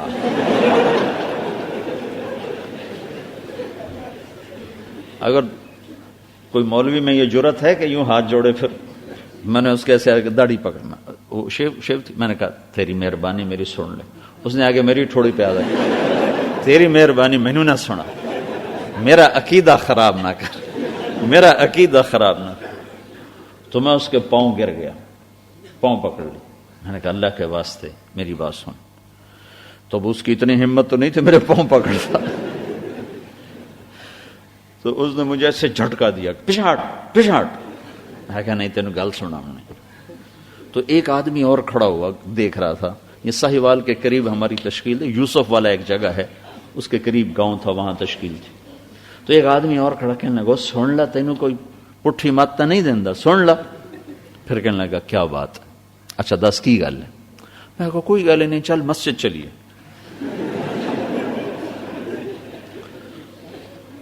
وہ کہنے لگا تو چل میں آ رہا ہوں. میں کہا نو نو نو, میں تین نال لے کے جاؤں. آگے پتہ کیا کہتا, میں نہیں تیرے نال جاؤں, میرا ثواب تینوں لبے, میں نہیں جاؤں, میں تینوں اپنا ثواب بھی نہیں دیواں, تسی تا پیران دے منکر ہو. میں کہا تو مینوں اپنا ثواب نہ دے پر میں تن لے کے جاؤں. تو اس کو کھینچ کھانچ کے مسجد میں لایا. اب تم بتاؤ اگر یہ تبلیغ کا کام نہ ہو تو ایسوں کو کیسے دین کے قریب کیا؟ تم تو سارے پڑھنے والے طلباء ہو, تمہیں تو طلب ہے, اور جس میں طلب نہیں اس کا کیا کیا جائے؟ جو کسی طور پر تیار ہی نہیں بات سننے کے لیے. اور سنو تو میرے والد صاحب رحمت اللہ علیہ مجھے دیتے تھے اکابر کی کتابیں کہ یہ پڑھو, وہ شاید کوئی بندہ بنے. تو میں اپنے کمرے میں وہ کتاب, اس زمان کتابیں اتنی زیادہ نفیس نہیں ہوتی تھیں, تو کافی حجم میں ہوتی تھی, اتنی بڑی بڑی کتاب. تو میں وہ کتاب سامنے رکھ کے بیٹھ جاتا اور بیچ میں ناول رکھ لیتا تھا, اور اپنے باپ کو ایسے کر کے دکھاتا تھا کہ میں بڑا مصروف پڑھتا پیا, اوئے ہوئے ہوئے, بیچ میں ناول ہوتا تھا. تو مجھے کسی کی کتاب سے کیا فائدہ, مجھے کسی شیخ کی روحانیت سے مجھے کیا غرض, کہ میں تو لینے کے لیے تیار ہی نہیں. اور طالبین 100 میں ایک بھی نہیں, لاکھوں کروڑوں میں کوئی ایک ہے. اور طالبین کا حال بھی یہ ہے, تم تو اب 2012 میں آ چکے ہو. 1972 میں میں داخل ہوا تھا تو ہمارے استاد ہمیں فرمایا کرتے تھے تم میں ایک بھی طالب علم نہیں, تم سب مؤلفۃ القلوب ہو. 1972 میں, اور رائمنڈ جیسی بھٹی میں 1 گھنٹہ گزارنا وہاں تڑپا دیتا تھا. 8 سال وہاں گزارے. تو ہمیں فرمایا کرتے تھے کہ تم سب کے سب مؤلفۃ القلوب ہو, اگر ہم تمہارے ساتھ استاد والا معاملہ کریں تو تم میں سے ایک بھی یہاں باقی نہیں بچے گا, سب بھاگ جاؤ. تو جو فضا بنانی ہے وہ تو انبیاء کے ورثاء نے بنانی ہے، وہ کسی تاجر نے تو نہیں بنانی، ذمہ دار نے تو نہیں بنانی، کسی صدر وزیر نے تو نہیں بنانی۔ آج تک جو فضا ہے اس کے پیچھے ایک بہت بڑی قربانی ہے، ایک بہت بڑی قربانی ہے جس کی وجہ سے یہ فضا کسی نہ کسی درجے میں قائم ہے۔ لیکن جب بے طلبی کی انتہا ہو گئی اور رجوع اللہ ختم ہوا تو اللہ نے اپنی قدرت سے یہ تبلیغ کا کام اٹھایا ہے۔ مولانا الیاس صاحب اگر اپنے ماحول کے مطابق چلتے تو کوئی بہت بڑی خانقاہ ہوتی، خانقاہ الیاسیہ، یا کوئی بہت بڑا مدرسہ ہوتا، دارالعلوم یوسفیہ الیاسیہ، مدرسہ بھی چلایا، خانقاہ بھی چلائی۔ لیکن اللہ نے الہام کیا کہ جو بے طلب ہیں ان کو قریب کیسے لایا جائے، وہ گشت کے سوا کوئی عمل ہے نہیں، وہ خود جانے کے سوا کوئی عمل ہے نہیں۔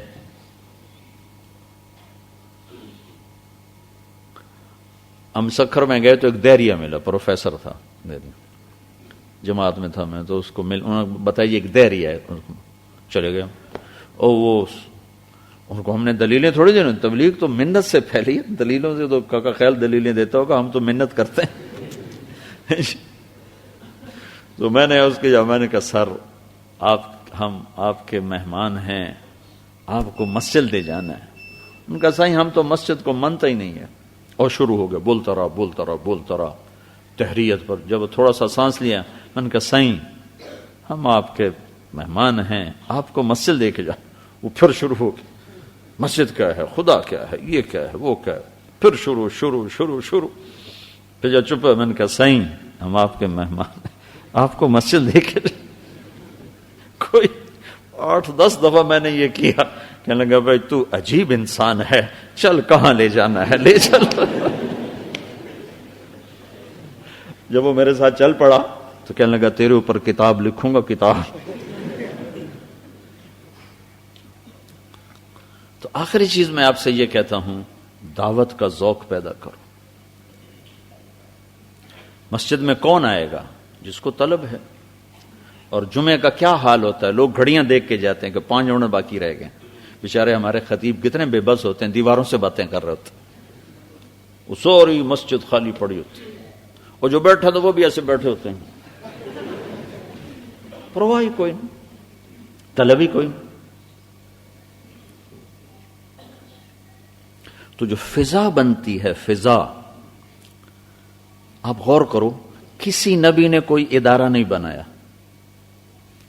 ادارے ضرورت کی وجہ سے وجود میں آئے، کسی نبی نے کوئی ادارہ نہیں بنایا، شروع سے آخر تک دعوت ہی کے ذریعے سے دین کی فضا بنائی، امت بنائی۔ مدرسے والے کہتے ہیں اصحاب صفہ پہلا مدرسہ ہے، اور تبلیغ والے کہتے ہیں اصحاب صفہ یہ پوری زندگی لگانے والے ہیں۔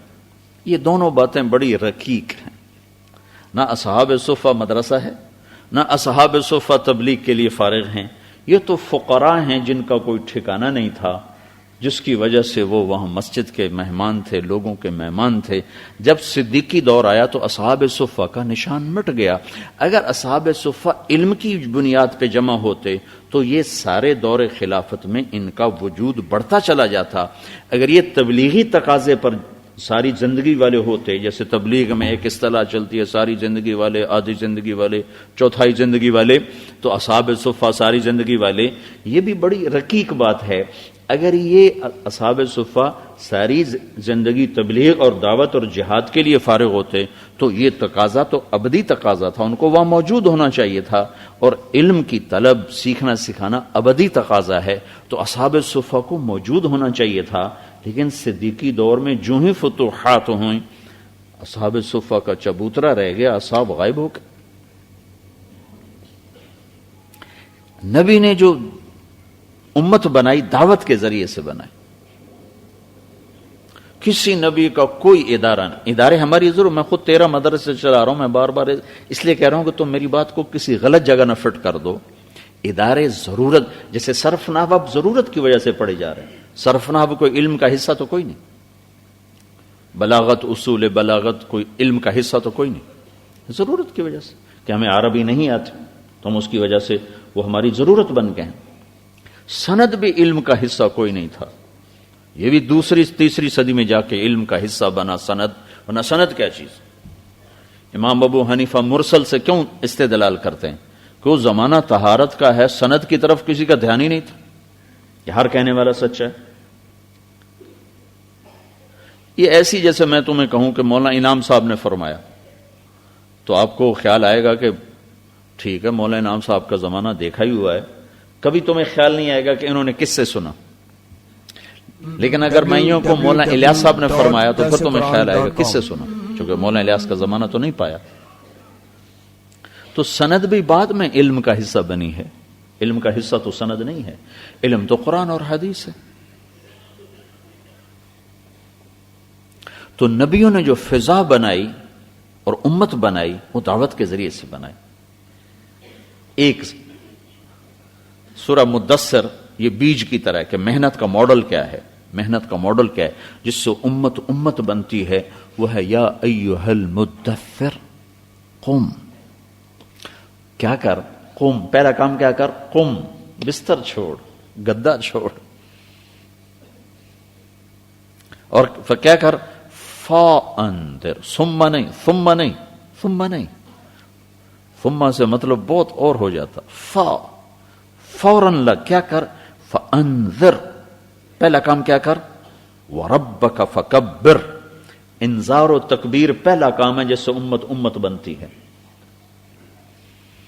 پھر تجھے خود ماڈل بننا ہے تو وَثِيَابَكَ فَطَهِّرْ وَالرُّجْزَ فَاهْجُرْ وَلَا تَمْنُنْ تَسْتَكْثِرُ وَلِرَبِّكَ فَاصْبِرْ، یہ چار کام کر، امت بنا دے گا تیرا رب۔ قُلْ هَذِهِ سَبِيلِي، انگلی رکھو، هَذِهِ، ذَلِكَ نہیں، سبیل مذکر بھی آتا ہے مؤنث بھی آتا ہے۔ قُلْ ذَلِكَ سَبِيلِي، میرے سامنے کتنے بچے بیٹھے ہوئے ہیں، میں کہوں ذَلِكَ الشَّابُ ذَلِكَ الْفَتَى تو تم پوچھو گے یہ کون، میں کہوں هذا تو تم کہو گے ہاں مکبر الصوت، کیونکہ میں نے انگلی رکھ دی۔ میں کہوں ذَلِكَ تو تم کہو گے کون جی، اور میں کہوں هذا میری انگلی اوپر آ گئی تو اب تمہیں یہ پوچھنے کی ضرورت ہی نہیں کہ کس کو مراد لے رہے ہیں۔ اچھا مکبر الصوت، مائکروفون، تو اللہ تعالیٰ انگلی رکھوا رہا ہے، میرے حبیب قل، کہو ان سے کیا، هذه، سارا سوال ختم ہو جائے، شک ختم ہو جائے، اشتباہ ختم ہو جائے، هذه، انگلی رکھیے، کیا ہے، سبیلی، اللہ تک پہنچنے کا ایک راستہ نہیں ہے، فمن شاء اتخذ الى ربه سبیلا، کئی راستے، والذین جاہدوا فینا لنہدینہم سبلنا، سبل ہیں اور سبیل نکرہ ہو کر عموم کا فائدہ دے رہا ہے، فمن شاء اتخذ الى ربه سبیلا، تو وہ جو بے شمار سبل ہیں اللہ تک پہنچنے کے، ان میں سے ایک سبیل اللہ نے اپنے حبیب کے لیے منتخب کیا ہے، وہ انگلی رکھوا کر هذه سبیلی، کیا ہے، ادعو الی اللہ، ادعو الی اللہ، زادرہ کیا ہے، علی بصیرت، اکیلے ہیں یا رسول اللہ، نہیں، انا کا اضافہ امت پر رحم کھایا گیا ہے، انا، میں بذات خود، ومن اتبعنی، جو میرے پیچھے چلنے والے ہیں، جامعۃ الرشید کے، جامعۃ الحسنین کے، اور بازار کے، دفتر کے، کھیت کے، سندھ کے، پنجاب کے، بلوچستان کے، سرحد کے، سب میرے پیچھے پیچھے جو چلنے والے ہیں وہ سب بھی اسی راہ پر چلنے والے ہیں، ادعو الی اللہ۔ یہ جو ابھی چل رہا ہے یہ تعلیم ہے، چونکہ آپ طلب والے ہو، میں نے آپ کو جمع تو نہیں کیا، آپ تو خود جمع ہوئے، یہ تعلیم ہے۔ دعوت کیا ہے، جو منہ موڑ جائے اس کے پیچھے جانا، اس کی محنت کر۔ بنگلہ دیش میں جماعت گئی تو ایک تاجر کو سے ملنے کے لیے گئے تو اس کو 3 دن کے لیے وصول کرنا تھا، تو اس کو پتا چلا کہ وہ تو آگے لینے والے، تو اس نے اپنے بیٹے سے کہا، ان سے کہو کوئی نہیں ہے، تو تو اس نے آ کر کہا جی ابا گھر میں کوئی نہیں. کہا ٹھیک ہے جی. انہیں چادریں بچھائیں. کہا ہم بیٹھے ہوئے ہیں, جب آئیں گے انشاءاللہ مل لیں گے. 2 گھنٹے بیٹھے رہے وہاں, 2 گھنٹے. جب اس نے دیکھے تو جاتے ہی تو وہ شرمندہ ہو کے باہر نکلا, بستر بھی اٹھایا ہوا. اچھا جی لے چلو.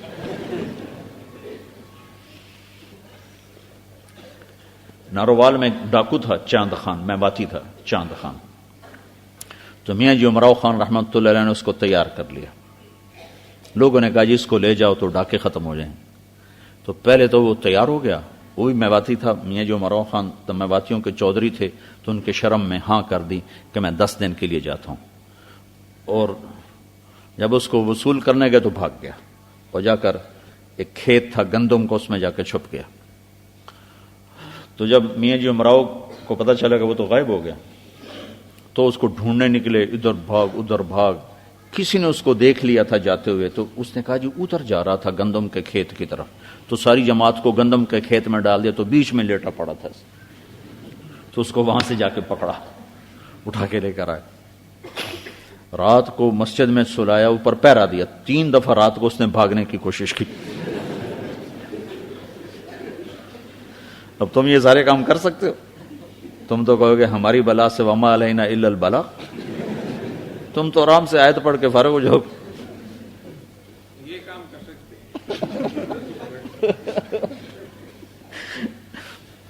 تو اس کو لے گئے رائمنڈ. وہاں اس نے 10 دن سے چلہ کر دیا, چلے سے 3 چلے کر دیے. سارے لوگوں کو خط لکھے جن جن کی چوریاں کی تھی مجھے معاف کر دو, اور 3 چلے لگا کے واپس آیا. تہجد کی نماز پڑھتے ہوئے سجدے میں انتقال ہو گیا. ہذہ, یہ ہے میرا راستہ. کیا ہے؟ ادعو الی اللہ, میں اللہ کی طرف بولا تھا فضا بنانے کے لیے. اور اس میں ایک اور معنی ہے, قرآن ایک زندہ ذات کی بات ہے, لکھی ہوئی کتاب نہیں ہے, زندہ ذات کی بات ہے. بات کو ہم نے لکھا ہے حفاظت کرنے کے لیے, اور بولنے والے کے لہجے میں اتار چڑھاؤ ہوتا ہے. وہ ایسے مشین کی طرح نہیں چل رہا, اس طرح ہوتا ہے. لہجات ہیں. یہ لہجات مجھے سمجھ میں آئے کسی تفسیر کو پڑھ کے نہیں, بدوؤں کی صحبت سے. بدوؤں, عرب بدو آتے تھے نا, ایک زمانہ میں نے عربوں کے ساتھ گزارا جماعتوں میں, تو ان کے لہجات بولنے کے لہجے سے. تمہیں اپنا ایک واقعہ بھی اس کے ساتھ سنو, اس سے دلت ہو. میں اس میں تھا امارات میں, راس الخیمہ میں. تو فحش کے لفظ پر قرآن, ایک چھوٹی سی کتاب تفسیر کی پڑھی تھی, میں نے اٹھا کے دیکھنا شروع کر دیا. تو اس میں تھا کہ فحش کا لفظ قرآن میں جہاں بھی آتا ہے زنا مراد ہوتا ہے, زنا, اسباب زنا, زنا. تو میرے دل میں آیا کہ فحش تو کافی سارا وسیع مفہوم ہے, صرف زنا ہی مراد لیا جاتا ہے. ٹھیک, میں اپنے طور میں ایک سوال آیا, گزر گیا. ہم پہنچے العین. تو وہاں صبح میں, رات میرا بیان تھا, صبح میں چلا گیا. نماز کے بعد چائے کا تقاضا تھا, تو میں نے کہا میں خود بنا لیتا ہوں. تو میں وہاں خود بنانے چلے گیا. تو ایک بڈھا بدو, کوئی 80 سال کا, وہ لاٹھی ٹیکتا وہ اندر آ گیا. میں نے کہا نعم.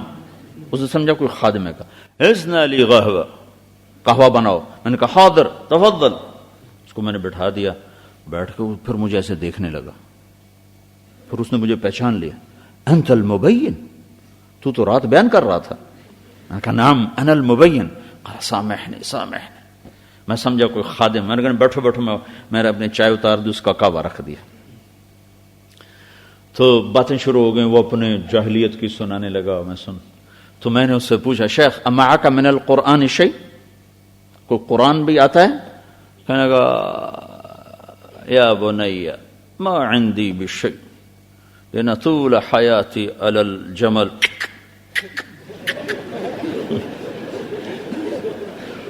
کو قرآن نہیں پڑھا, ساری زندگی اونٹ پہ گزاری. اگلا دیکھنا. طول حياتي على الجمل ولكن ما فحشت إلا نظرة.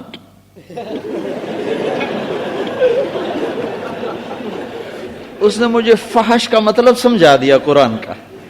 کہا زنا نہیں کیا، بس نظر بازی کرتا رہا، بس زنا نہیں کیا، نظر بازی کرتا رہا. ما فحشت. تو یہ جو لہجات ہے نا، جو بدوؤں کی صحبت سے میں کچھ سمجھا کہ یہ قرآن یہاں کس لہجے میں بات کر رہا ہے. تو یہ نا ہذہ سبیلی، ہذہ سبیلی، یہ اس لہجے میں نہیں ہے، اس میں تفخم ہے، تفخم، اور اس میں اظہار فخر ہے. کوئی نئی گاڑی خریدتا ہے تو کہتا ہے یہ میری گاڑی ہے. اس کے لہجے میں دیکھتے ہو کہ نہیں، یہ میری گاڑی ہے. وہ کہے گا پٹھان زمونگا، زمونگا گاڑی دے، یہ میری گاڑی ہے. وہ صرف خبر نہیں دے رہا، فخر کر رہا ہے، میری گاڑی ہے. سوزوکی وغیرہ کہ اپنی ہے، اپنی سوزوکی والا کہ بس اپنی ہے، اپنی. جو مرسڈیز کھڑے ہو گئے، میری گاڑی ہے، میری گاڑی ہے. اب 4 دن پہلے ایک دوست ملنے گیا تو مرسڈیز میں تو نہیں خریدی، تو وہ اسے اپنی ہے.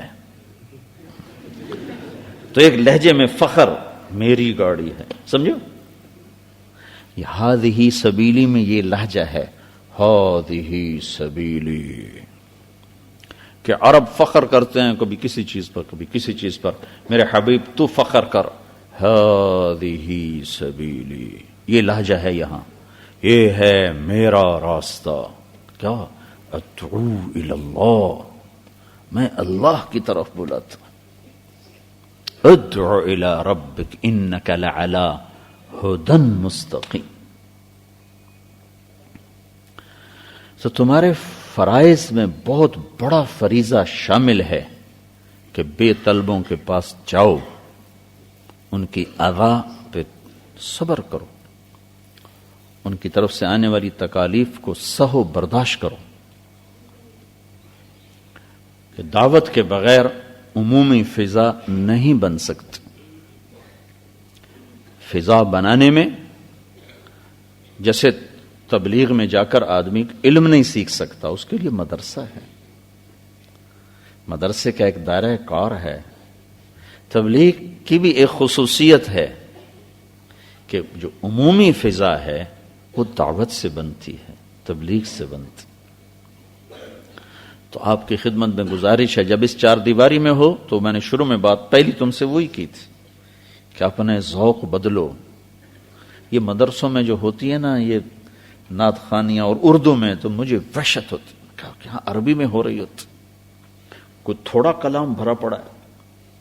وَأَحْسَنَ مِنْكَ لَمْ تَرَ قَطُّ عَيْنِي وَأَجْمَلَ مِنْكَ لَمْ تَلِدِ النِّسَاءُ خُلِقْتَ مُبَرَّأً مِنْ كُلِّ عَيْبٍ كأنك قد خلقت كما تشاء يا خير من دفنت في البقاء أعظمه فطاب من طيبهن القاع والأكم نفس الفداء لقبر أنت ساكنه فيه العفاف وفيه الجود والكرم أنت الشفيع الذي ترجى شفاعته على الصراط إذا ما زلت القدم وصاحباك لا أنساهما أبدا مني السلام عليكم ما جرى القلم.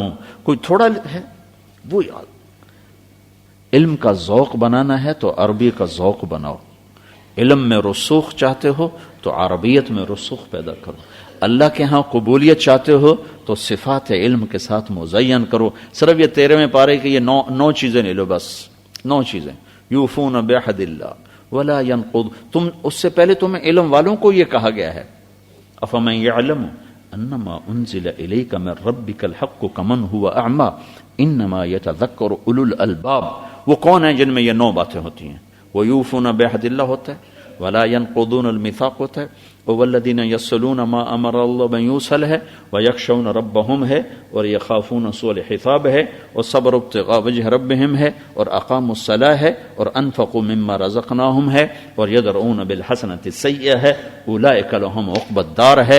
پھر کیا ہوگا؟ جنات عدن يدخلونها ومن صلح من آبائهم وأزواجهم وذرياتهم والملائكة يدخلون عليهم من كل باب سلام عليكم بما صبرتم فنعم عقبى الدار في جنة تجري العيون خلالها والحور تخطر في رشاقة تخطر کسے کہتے ہیں؟ ناز و انداز سے چلنے کو کہتے ہیں. کہ حور چلے گی نہیں، ارے ناز سے چلے گی. کیا ناز ہوگا؟ ایک قدم میں 1,00,000 نخرہ تمہیں دکھائے گی. ایک قدم، کیا کہہ رہا ہوں، ایک قدم میں 1,00,000 ناز و انداز تمہیں دکھائے گی. تم تو ویسے ہی فوت ہو جاؤ گے اگر موت نہ. ایک ہمارے ذمہ دار تھے، وہ فوت ہو گئے، بڑے ذمہ دار تھے، ہمارے ذمہ دار جماعت میں بہت چلے، بڑے ظریف طبع تھے، بہت ظریف طبع تھے. اور 40 سال کی عمر میں ان کی بیوی فوت ہو گئی. پھر بچوں کی کہ سوتیلے پن سے ڈرنے کی وجہ سے شادی نہ کی، اور پھر تبلیغ میں بہت چلے، ہر مہینے 15 دن. 2005 میں ان کا انتقال ہوا. تو میں جنت بہت بیان کرتا تھا، اس کو بہت زیادہ کرتا تھا. تو ایک دن ہم بیٹھے تھے، تو اس میں کبھی اللہ کا دیدار بیان کرتا ہوں، کبھی جنت کی حوریں بیان کرتا ہوں. ایک دن ہم ایسے بیٹھے تھے تو مجھ سے کہنے لگے، پنجابی سمجھتے ہو نا، کہنے لگے گلے جے اللہ تعالی حوراں تو پہلے اپنے دیدار واسطے سد لیا، مڑ تا چلے جاواں گے رب کول، جے پہ گئے حوراں تے مڑ نہیں جاندے رب والے پاسے.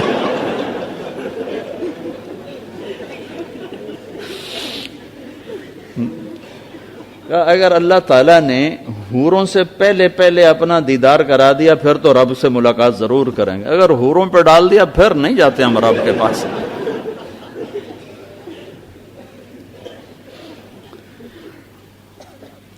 فی جنت تجری العیون خلالہا والحور تخطر فی رشاکت اغید.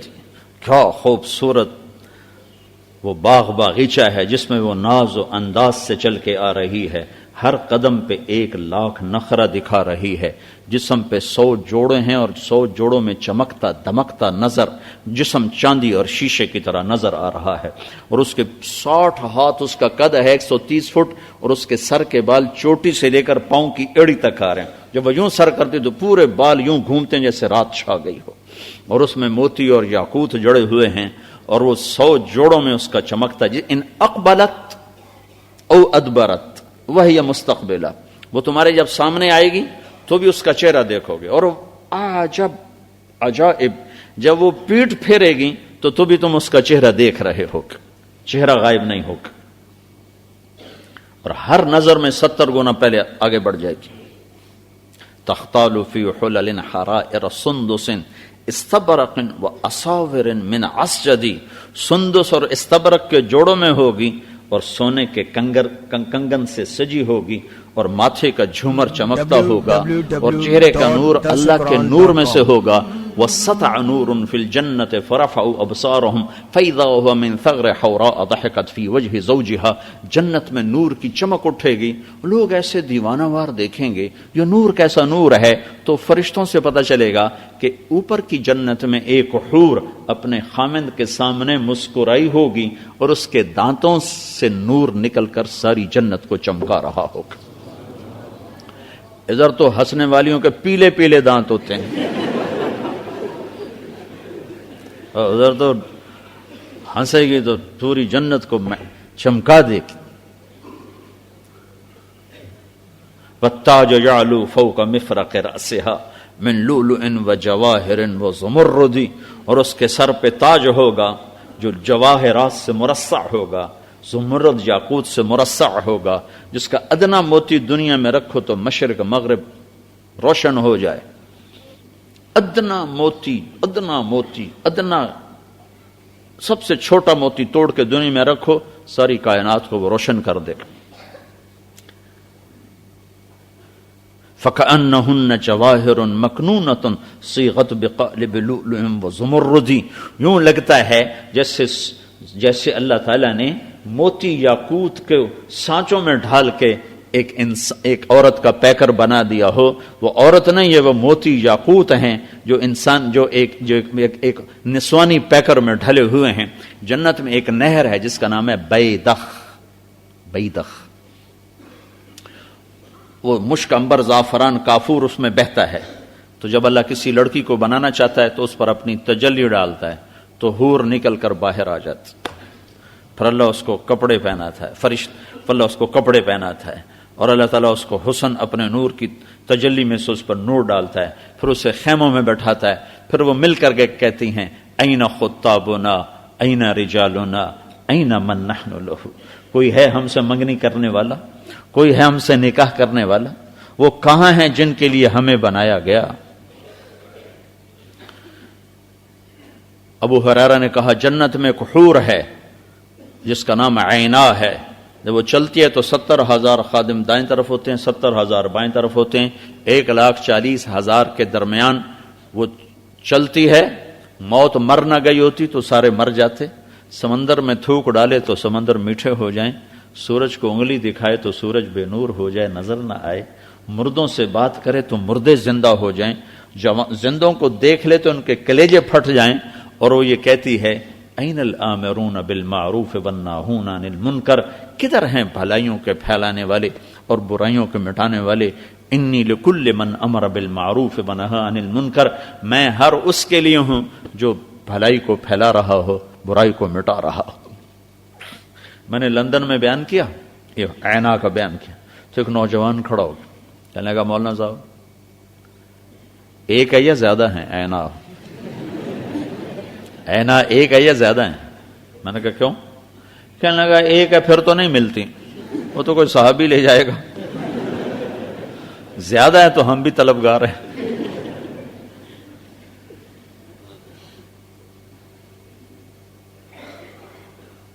اولئک لہم عقبی الدار، اولئک لہم عقبی الدار۔ اور یہ تو سب چھوٹی نعمتیں ہیں، سب سے بڑی نعمت میرے اللہ کا دیدار ہے۔ اور اللہ کے نبی نے فرمایا ان اللہ یتجلی للناس عامۃ ولابی بکر خاصۃ، اللہ سارے جنت والوں کو دیدار عام کرائے گا اور ابو بکر کو دیدار خاص کرائے گا۔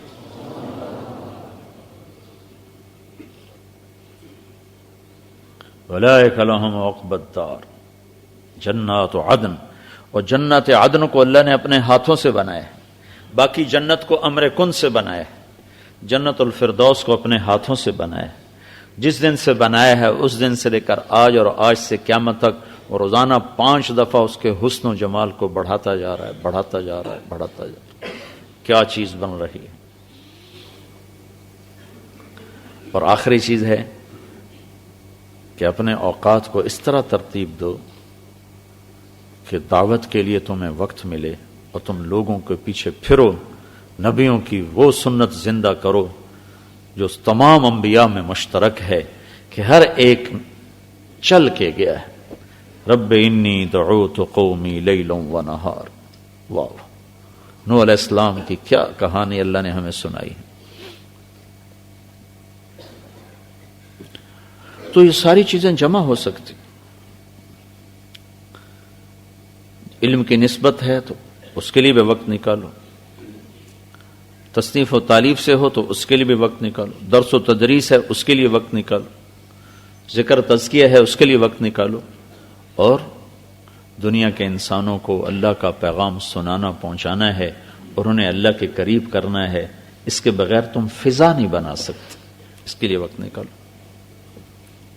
فضا بنانے کے لیے جانا پڑے گا، جائے بغیر نہیں بن سکتے۔ میں جبوتی گیا، چھوٹا سا ملک، غریب سا، 15,000 کا مجمع تھا، اجتماع 300 جماعتیں نکلی، ایسے بیچارے غریب لوگ 24 گھنٹے میں 1 دفعہ کھاتے، ہمیں 3 دفعہ کھاتا دیکھ کے حیران ہوں، تسی کھاندے ہی رہ جانتے۔ اچھا وہ عجب تماشا ہوتا، وہ کالے سیاہ رنگ اور سفید چٹے دانت۔ وہ بیان میں کبھی ایسے کوئی مذاق کی بات بھی آ جاتی، جو ہنستے تو لگتا تھا سارے مسجد میں چراغ جل گئے، ٹک ٹک ٹک ٹک۔ تو میں نے اپنے ایک ساتھی مولوی عباد اللہ، وہ بہت افریقہ گیا، میں تو کم گیا ہوں، میں نے کہا یار عباد اللہ ان کے دانت کتنے چٹے ہیں؟ وہ کہنے لگا ہم دن میں 5 دفعہ کھاتے ہیں، یہ دن میں 1 دفعہ کھاتے ہیں، ان کے دانت کیوں میلے ہوں؟ پھر نہ چائے پیتے ہیں، نہ کوک پیتے ہیں، نہ کافی پیتے ہیں، بال ابلی ہوئی غذا کھاتے ہیں۔ تو ہمارے دانت تو کبھی چائے لے گئی، کبھی کوکا کولا لے گیا، پیپسی لے گیا، مٹھائیاں لے گئی، حلوے لے گئے، دانتوں پر تہ چڑھتی گئی غلاظت کی۔ ان کی سادہ غذا ہے تو ان کے دانت کہاں سے میلے ہوں گے؟ تو پھر مجھے سمجھ میں آیا کہ واقعی ایک تو کھاتے 24 گھنٹے میں 1 دفعہ، وہ ایک وہ جڑ سی ہوتی ہے، اسی کو ابال لیتے ہیں، وہ کھانا، اس میں نمک نہ مرچ نہ گھی کچھ بھی نہیں، بس کھاتے رہتے. تو فضا جو بنی دعوت سے بنی. تو اس لیے میری گزارش ہے کہ ان ساری چیزوں کے لیے وقت نکالو, ترتیب دینے والے بنو. دین کے سارے شعبوں کو زندہ کرنا ہے اور اوروں کو دین میں لانے کا تبلیغ کے سوا راستہ کوئی نہیں.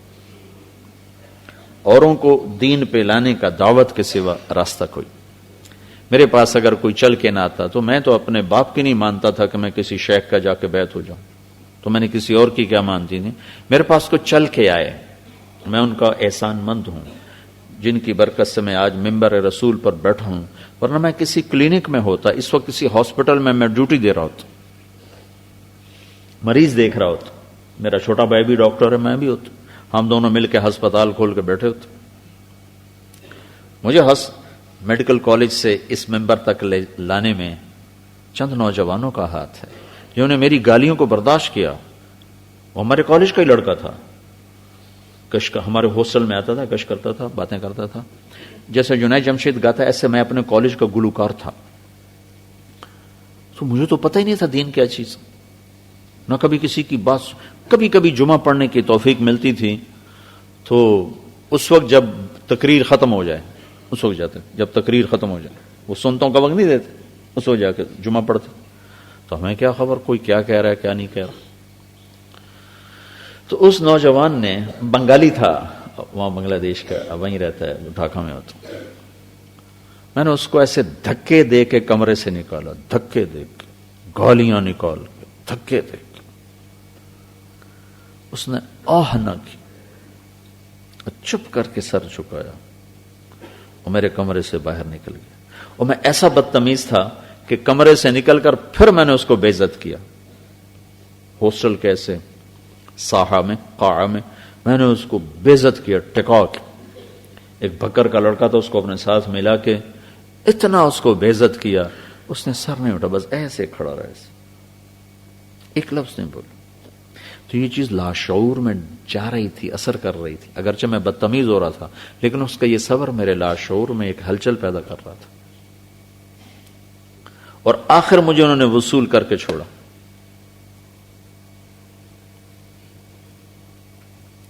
تو میرے عزیزو, فضا بنانا بھی تمہارے ہی ذمہ ہے, صرف پڑھنا تمہارے ذمہ نہیں, پڑھانا تمہارے ذمہ نہیں. فضا بنانے کے لیے تبلیغ کے سوا کوئی راستہ نہیں. 6 بر اعظم میں اللہ نے دعوت کو پہنچایا. اس کے پیچھے یہ گشت ہیں, یہ ملاقاتیں ہیں, یہ لوگوں کے پاس خود چل کے جانا ہے. تو جو کام انسان کرتے ہیں اس میں خطائیں تو ہوتی ہیں. کون سا کام ہے جو خطا سے پاک ہے؟ کرنے والے جو انسان ہیں, تو انسانوں میں تو خطا تو ہے. سارے مدارس کوتاہیوں سے بھرے ہوئے, ساری خانقاہیں کوتاہیوں سے بھری ہوئی, ساری تبلیغ کوتاہیوں سے بھری ہوئی, سارے مدارس حسنات سے بھرے ہوئے, ساری خانقاہیں حسنات سے بھری ہوئی, سارے تبلیغ کی فضا حسنات سے بھری ہوئی. دیکھنے کی وہ نظر ہے کہ منفی دیکھو گے تو وہ بھی بہت نظر آئے گا, مثبت دیکھو گے تو وہ بھی بہت نظر آئے گا. یہ کرتے ہیں, یہ کرتے ہیں, یہ کرتے ہیں. کون نہیں کرتا؟ کس سے نہیں ہوتا؟ عصمت تو انبیاء کے لیے.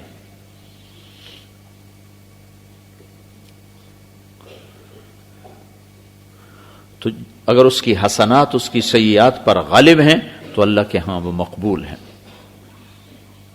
اب جامعۃ الرشید ہو یا جامعہ بنوریہ ہو یا دارالعلوم دیوبند ہو, کیا یہ وہی دارالعلوم دیوبند ہے جو حضرت مدنی کے دور کا تھا اور حضرت نانوتوی کے دور کا تھا اور انور شاہ کشمیری کے دور کا تھا؟ بالکل نہیں. وہ روحانیت کیا صدیقی دور نبوی دور کے برابر تھا؟ نہیں. کیا فاروقی دور صدیقی دور کے برابر تھا؟ نہیں. کیا عثمانی دور فاروقی دور کے برابر تھا؟ نہیں. کیا علوی دور عثمانی دور کے برابر تھا؟ نہیں. لیکن خیرات اگر غالب ہیں تو سیئات سے اللہ بھی درگزر کر دیتا ہے, تم بھی کر دیا کرو. ایک آدمی نے میرے اوپر چڑھائی, تم تبلیغ والے یہ کرتے ہو, یہ کرتے ہو, یہ کرتے ہو. چپ کر کے سنتا رہا.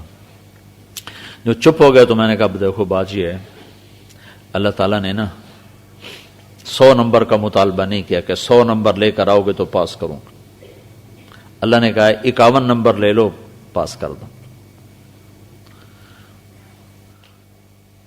تو اگر اللہ تعالیٰ نے 50 معاف کر دیے، 49 غلطیاں ہیں اور 51 نیکیاں ہیں، تو انشاءاللہ امید ہے کام بن جائے گا. تو دیکھو ہر ایک کا معاملہ اللہ کے ساتھ ہے. ہمیں اللہ نے نگران نہیں مقرر کیا کہ ہم لوگوں کی خطائیں پکڑیں اور اس پر تبصرہ کریں. ہمارے ذمہ ہے خوبیاں دیکھیں، کمیوں سے درگزر کریں. جس کام کی حسنات سیئات پر غالب ہوں وہ حسن ہوتا ہے. تو یہ چند باتیں آپ کی خدمت میں پیش کی ہیں. دل کو لگیں تو لے لیں، نہ لگیں تو ہمارا فقیرانہ آئے صدا کر چلے، میاں خوش رہو ہم دعا کر چلے. تو نیت کرتے ہو سارے؟ چلو درود شریف. اللهم لك الحمد كما أنت أهله فصل على محمد كما أنت أهله وفعل بنا ما أنت أهله إنك أهل التقوى وأهل المغفرة. اللهم إنا نسألك الهدى والتقى والعفاف والغنى. ربنا آتنا في الدنيا حسنة وفي الآخرة حسنة وقنا عذاب النار. اللهم إنا نسألك من خير ما تعلم ونعوذ بك من شر ما تعلم ونستغفرك لما تعلم إنك علام الغيوب. اللهم وفقنا لما تحب وترضى واجعل آخرتنا خيرا من الأولى. اللهم ما مننت به علينا فتممه وما أنعمت به علينا فلا تسلبه وما سترته منا فلا تهتكه وما علمته منا فاغفره يا غفار. یا اللہ تو ان سب کو اور ہم سب کو قبول فرما، اس ادارے کو قبول فرما. جیسے تو نے اسے ہدایت کا ذریعہ بنایا ہے ایسے ہی اسے تسلسل کے ساتھ سارے عالم کے لیے خیر کا، رشد کا، ہدایت کا ذریعہ بنا. اور جتنی بھی کمیاں ہیں، کوتاہیاں ہیں، اپنے فضل و احسان سے انہیں معاف فرما. طلبہ میں، علماء میں صفات علم پیدا فرما، صفات قبولیت سے مزین فرما. مادی روحانی ضروریات کو اپنے غیب سے، اپنے خزانوں سے پورا فرما. جتنے چھپے ہوئے شرور اور فتن ہیں جو مدارس کی طرف متوجہ ہیں اور دین کے کام کرنے والوں کی طرف متوجہ ہیں، ان شرور و فتن سے ہم سب کی حفاظت فرما. پورے ملک میں یا اللہ اور پورے عالم میں ان بچوں کو ہدایت کا پیغام لے کے جانے والا بنا. انہیں اپنے علم سے روشن فرما، اپنی معرفت سے روشن فرما، اپنی محبت سے روشن فرما. اسلاف کے طرز پر چلنے والا بنا، اسلاف کا نمونہ بنا. آپس میں الفت و محبت پیدا فرما. اختلاف رائے کے باوجود محبت پیدا فرما. جڑ کے چلنے والا بنا. جو توڑ کی شکلیں ہیں اپنی قدرت سے ختم فرما. محبت کی شکلیں قائم فرما. پورے ملک پر جو تیری طرف سے پکڑ کی شکلیں ہیں، ہمارے گناہوں کو معاف فرما کر وہ پکڑ کی شکلیں واپس لے لے اور اپنی مدد کی تائید غیبی کے دروازے ہمارے لیے کشادہ فرما دے. ہم سب سے راضی ہو جا، ان سب سے راضی ہو جا. وصلی اللہ تعالی النبی الکریم. آمین برحمتک. www.dasquran.com